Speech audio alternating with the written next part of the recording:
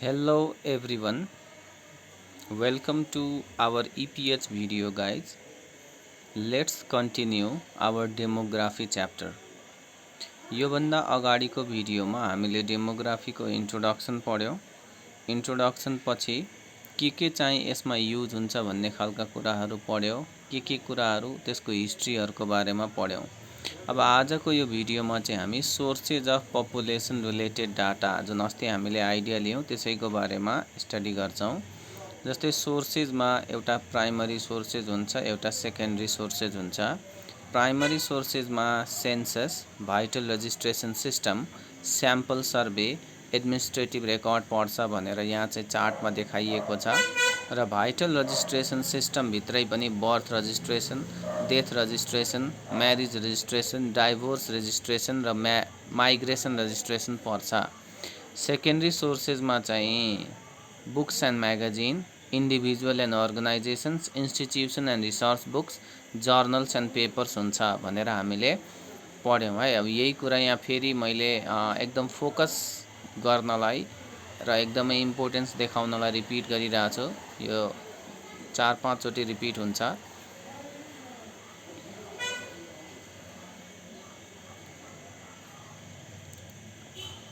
अब sources of population related data को बारे में अब डिटेल में पढौं है। Population data are those data banks which provide information about socio economic and demographic characteristics of human population.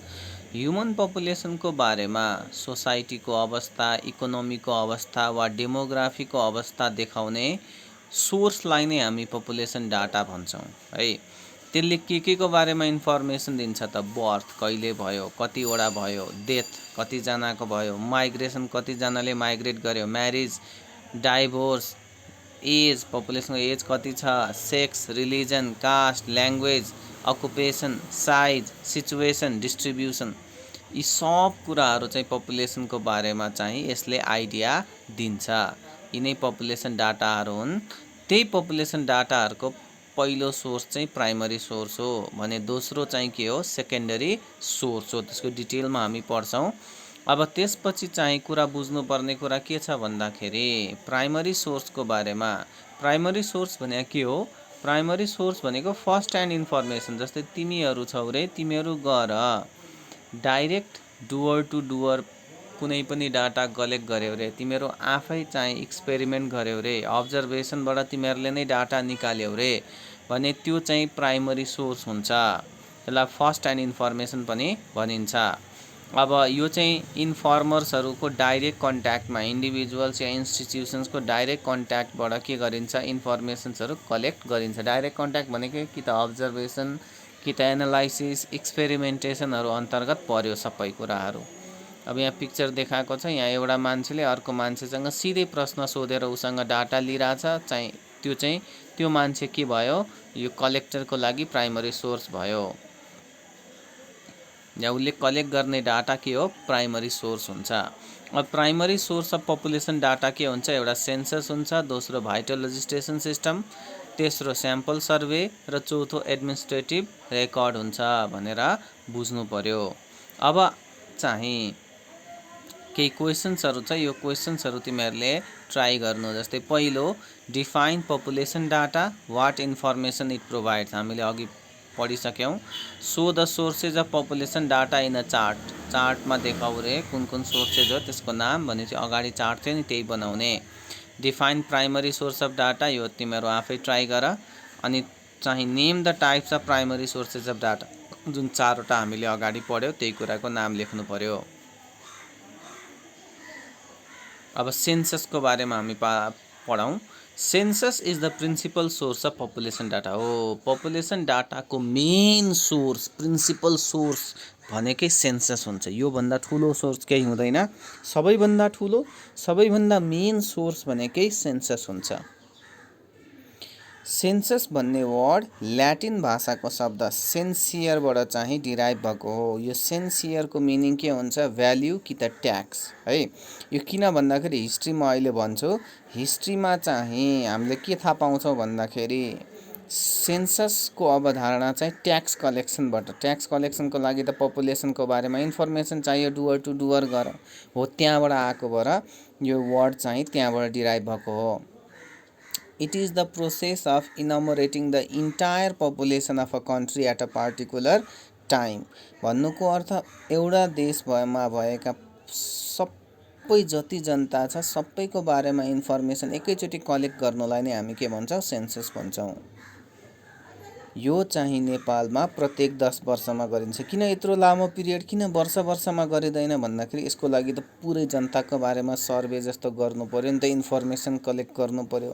त्यसको लागि चाहिँ लामो समय, धेरै खर्च लाग्ने भएको भएर यो वर्षै वर्ष त्यति पोसिबल हुँदैन। त्यही भएर 10 वर्षमा चाहिँ यसलाई कन्डक्ट गरिन्छ।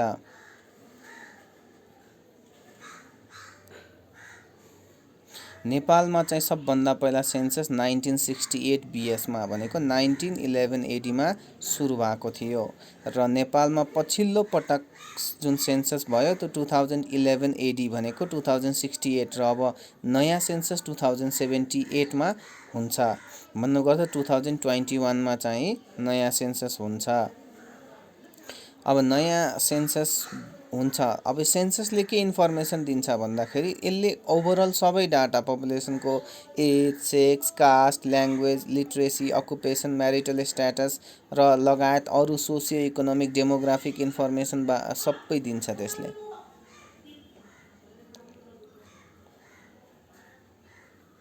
ल अब सेन्ससको डेफिनेसन हेरौँ हामी। सेन्ससको डेफिनेसन के छ भने United Nation multilingual demographic dictionary, United नेसनले पब्लिस गरेको डिक्सनरी हो जुन चाहिँ 1970 मा पब्लिस गराएको थियो। त्यसको अनुसार डेफिनेसन सेन्ससको के छ भन्दाखेरि चाहिँ the total process of collecting, compiling, evaluating, analysing and publishing. हेरौँ है, कलेक्टिङ अनि कम्पाइलिङ, कलेक्ट मात्रै गरेर पुगेन, त्यसलाई मिलाएर राख्नु पर्यो, कम्पाइलिङ गर्नु पर्यो, इभ्यालुएटिङ त्यसबाट इभ्यालुएट गर्नु पर्यो, डिसिजन निकाल्ने खालको कुराहरू निकाल्नु पर्यो, इभ्यालुएट गरेर त्यसलाई एनालाइज गर्नु पर्यो, जुन रिजल्ट निस्किन्छ त्यसलाई के कस्तो प्रेडिक्सन्सहरू गर्न मिल्यो। एनालाइजिङ मात्रै गर्नु पुगेन, पब्लिस पनि गर्नु पर्यो। कलेक्सन गर्यो, पुरै पब्लिकलाई चाहिँ या कुनै निश्चित अर्गनाइजेसनलाई पब्लिस गरेन भने त कामै लाग्यो नि। त्यो सब कुरा गर्ने प्रोसेस, तर के को कलेक्टिङ के को गर्ने, कम्पाइलिङ के को गर्ने, इभ्यालुएटिङ के को गर्ने, एनालाइजिङ के को गर्ने, पब्लिसिङ के को गर्ने भन्दा demographic, economic and social data, यो सब डाटाहरू हामी कलेक्ट गर्छौँ नि पपुलेसनसँग रिलेटेड जति छ, डेमोग्राफिक, इकोनोमिकल, सोसल डाटा छ, त्यो डाटा सर्टेन स्पेसिफिक टाइममा सबैजनाको, एउटा देशभरिमा भएको सबैजनाको डाटालाई कलेक्टिङ गर्ने, कम्पाइलिङ गर्ने, इभ्यालुएटिङ गर्ने, एनालाइजिङ गर्ने, पब्लिसिङ गर्ने प्रोसेसको टोटल प्रोसेसलाई नै हामी के भन्छौँ भन्दाखेरि सेन्सस भन्छौँ है। अब यो होल कन्ट्रीमा पनि हुनसक्छ या कुनै एउटा कन्ट्रीको सर्टेन पार्टमा पनि हुनसक्छ। अब हिस्ट्रीको कुरा गर्दाखेरि सेन्ससको हिस्ट्री चाहिँ बोलिभियामा सबभन्दा पहिला 400 BC मा चाहिँ सेन्ससको हिस्ट्री देखिन्छ। त्यसपछि चाइनामा पनि हेर्दाखेरि 3000 BC मा देखिन्छ।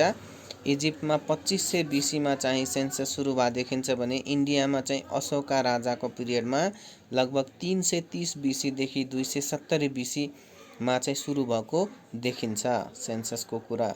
यो मेन पर्पोज नै सेन्ससको के हो, ट्याक्स कलेक्सन। त्यही भएर सेन्सस भन्ने वर्ड ट्याक्स भन्ने आएको हो क्या। ट्याक्स भन्ने कुरालाई ल्याटिन भाषामा सेन्सियर भन्यो।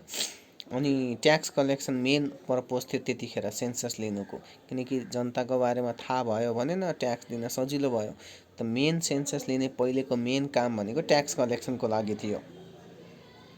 तर मोडर्न सेन्सस चाहिँ फ्रान्समा र क्यानाडामा सुरु भएको हो 1665 एडीमा, र युएसएले चाहिँ सेन्सस 1790 एडीमा चाहिँ सुरु गर्यो। ब्रिटेनले 1801 मा सुरु गर्यो भने इन्डियाले 1872 एडीमा सेन्सस सुरु गरेको हो। अब फर्स्ट सेन्सस नेपालको हामीले अघि पनि पढिसक्यौँ, कहिले सुरु भयो, 1968 बीएस भनेको 1911 एडीमा नेपालमा सेन्सस सुरु भयो। र जुन 2009, 2011 को जुन सेन्सस छ त्यसलाई चाहिँ नेपालको साइन्टिफिक सेन्सस भनेर चिनिन्छ। तिमीहरूलाई सोध्न सक्छ कुन चाहिँ साइन्टिफिक सेन्सस हो भनेर। अब अरू चाहिँ सेन्सस जुन नेपालमा भयो त्यो 2018मा, 2021मा, 28मा, 2038मा, 2048मा भयो र लास्ट सेन्सस 2068मा भयो। भन्नुको अर्थ लास्ट सेन्सस चाहिँ 11th सेन्सस हो नेपालको भन्ने कुरा बुझ्नु पर्यो। अब सेन्सस चाहिँ लिने प्रक्रिया वा सेन्ससले कलेक्ट गर्ने इन्फर्मेसन्सहरू प्राय सबै देशको उस्तै नै हुन्छ र यो कुरा चाहिँ युएनओले जुन रिकमेन्ड गरेको लिस्ट छ त्यसअनुसार चाहिँ कलेक्ट गर्नुपर्ने हुन्छ। त्यो लिस्ट अनुसार चाहिँ सेन्ससमा के इन्फर्मेसन हुनु पर्यो। पहिलो त जियोग्राफिकल क्यारेक्टरिस्टिक्स हुनु पर्यो। जस्तै कुनै पनि ठाउँको पपुलेसन छ भने त्यो ठाउँमा such as residence at time of counting, usual residence भनेको त्यो कुनै पनि पर्सनको पर्मानेन्ट रेसिडेन्स कहाँ छ, टेम्पोरेरी रेसिडेन्स कहाँ छ त्यो कुरा, बर्थ प्लेस कहाँ जन्मियो, ड्युरेसन अफ रेसिडेन्स कुन ठाउँमा कति वर्ष बस्यो र कुन ठाउँमा काम गर्छ, त्यस्ता कुराहरू चाहिँ सेन्ससमा हुनु पर्यो। दोस्रो इन्फर्मेसन चाहिँ उसको पर्सनल र हाउसहोल्ड क्यारेक्टरिस्टिक्सहरू, जस्तै उसको एज के छ, सेक्स के छ, बिहे गरेको छ कि छैन, कुन धर्मको हो, कुन जातको हो, कति पढेको छ, उसको मातृभाषा कुन हो, उसको धर्म कुन हो र उसको परिवारमा बच्चा जन्मेको छ भने कतिवटा बच्चा जन्मेको छ भन्ने खालको आइडियाहरू चाहिँ सेन्ससमा हुन्छ। अब त्यसै गरी दुईटा क्यारेक्टरिस्टिक्स पछि तेस्रो चाहिँ हामीलाई के चाहिन्छ, इकोनोमिक क्यारेक्टरिस्टिक्स। जस्तै त्यो मान्छेको अकुपेसन के हो, ऊ बेरोजगार छ कि ऊ रोजगार छ कि कुन काम गर्छ, उसको मेन सोर्स अफ लाइभलीहुड के हो। यदि अकुपेसन गर्दैन भने या भनौँ जागिर खान्छ भने त्यो जागिर या खेतीपाती गर्छ, बिजनेस गर्छ, के गर्छ, त्यो सबको इन्फर्मेसन्सहरू सेन्ससमा कलेक्ट गर्छ सरकारले है। अब सेन्ससको टेक्निक्सहरू छ। सेन्ससबाट डाटा कलेक्ट गर्ने चाहिँ डिफ्रेन्ट टेक्निक्सहरू छ, तर दुईटा चाहिँ टेक्निक्सहरू एकदमै धेरै प्र्याक्टिसमा छ। पहिलो टेक्निक्सलाई भन्छ डिफ्याक्टो मेथड है। डिफ्याक्टो मेथड भनेको चाहिँ मान्छे जुन ठाउँमा भेटियो त्यही काउन्ट गर्नुलाई डिफ्याक्टो मेथड भन्छ। जस्तै डिफ्याक्टो मेथड भनेको त्यो मान्छेको एक्चुअल रेसिडेन्स कहाँ छ त्यसअनुसार चाहिँ सेन्सस लियो भने त्यसलाई के भन्छ भन्दाखेरि चाहिँ डिफ्याक्टो मेथड भन्छ। यो चाहिँ पर्सन सेन्सस टाइममा त्यो पर्सन जहाँ पनि हुनसक्छ, जुन ठाउँमा छ त्यही अनुसार क्याल्कुलेट गरिहाल्यो र के गरिन्छ हो पुरै देशमा सर्टेन एउटा ठाउँको सर्टेन एउटा प्लेसमा सर्टेन एउटा टाइममा सेन्सस लिन्छौँ है भनेर चाहिँ पहिले नै के गरिन्छ, फिक्स गरिन्छ डेट। अनि नर्मली चाहिँ के गरिन्छ, अटम सिजनको कि त स्प्रिङ सिजनको चाहिँ फुल मुन नाइट भनेको चाहिँ पुरा पूर्णिमाको दिन जुन बेला एकदम उज्यालो हुन्छ नि राति, त्यो बेला चाहिँ के गरिन्छ भन्दाखेरि यो गरिन्छ। त्यो नाइटलाई के भनिन्छ, सेन्सस नाइट भनिन्छ। नाइट किनकि दिउँसो भयो भने त मान्छे चहल पहल घरमा नबस्न सक्छ, राति भयो भने त गर्न सकियो। अहिले त अब न्युज मिडियमहरू छ, अनलाइन छ, विभिन्न आइडियाबाट पपुलेसन डाटा कलेक्ट गर्न सकिन्छ राति पनि। अनि त्यसपछि त्यो दिनमा चाहिँ गभर्मेन्टले के गर्छ अरे भन्दाखेरि कसैलाई घरबाट बाहिर ननिस्किन, त्यो राति ननिस्किन भन्छ अनि उसले गएर त्यहाँ कलेक्ट गर्छ डाटाहरू।